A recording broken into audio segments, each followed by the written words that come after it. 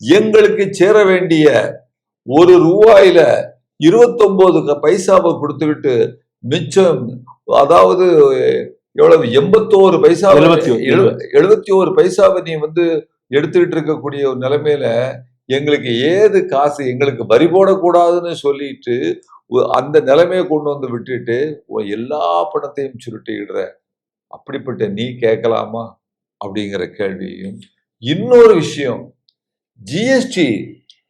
ஜிஎஸ்டியில மாநிலங்களுக்கு எவ்வளவு ரேஷியோ கொடுக்கணும், அந்த பங்கை நீ அளித்தாலே எங்களுக்கு மிகப்பெரிய அளவுக்கு கோடிக்கணக்கான ரூபாய் வந்திருக்கும்.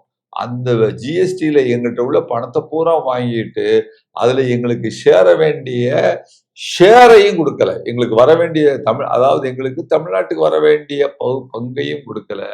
இது மட்டுமல்லாமல் இன்னும் பாத்தீங்கன்னு சொன்னா ஒவ்வொரு புயல் அடிக்கும் போதும், ஒவ்வொரு டிசாஸ்டர் ஏற்படும் பொழுதும், அந்த புயலானாலும் வெள்ளக்காடாக இருந்தாலும் அதற்கு செலவழிக்க வேண்டிய பணம் முழுக்க தமிழ்நாடு அரசாங்கம் செய்து கொண்டிருக்க வெளிய 2000 கோடி ரூபாய் 3000 கோடி ரூபாய் கேட்டா இந்தாப்போ பிச்சை காசு 200 கோடி ரூபான்னு கொடுக்கக்கூடிய நீங்கள் இதை பத்தி கேட்கலாமா? உங்களுக்கு என்ன ரைட் இருக்கு? நம்ம இதுல சொல்லுவாங்க, நாக்கு மேல பல்ல போட்டு நீ கேள்வி கேட்க அப்படின்னு சொல்லிட்டு, உனக்கு என்ன ரைட் இருக்கு அந்த மாதிரி கேட்குதுங்கிற கேள்வியை இன்றைக்கு மக்கள் கேட்டுக்கொண்டு இருக்கிறார்கள். நாம் அந்த விஷயத்தை முன்வைத்தாக வேண்டும் மக்கள் சார்பாக அப்படிங்கிற விஷயத்தை தான் நாம் இன்றைக்கு சொல்லி ஆகணும்.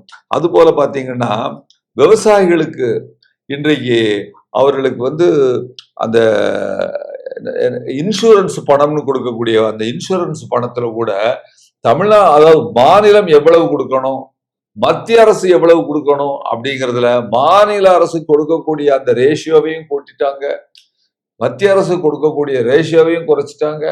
அதுபோல 100 நாள் விவசாய திட்டம் சொல்றோமே மென்ரேகா, அந்த மென்ரேகாவிலையும் இன்றைக்கு மாநில அரசுகள் கொடுக்கக்கூடிய பணம் என்பது அதிகப்படுத்தி இருக்கிறாங்க, மத்திய அரசு கொடுக்கக்கூடிய பணத்தை குறைத்திருக்கிறார்கள். இவை எல்லாத்தையும் துண்டு விழுகிற பணத்தை பூரா ஒரு மாநில அரசு கொடுக்கணும், நீ எதற்கும் கொடுக்க மாட்ட, நீ கடன் கோடி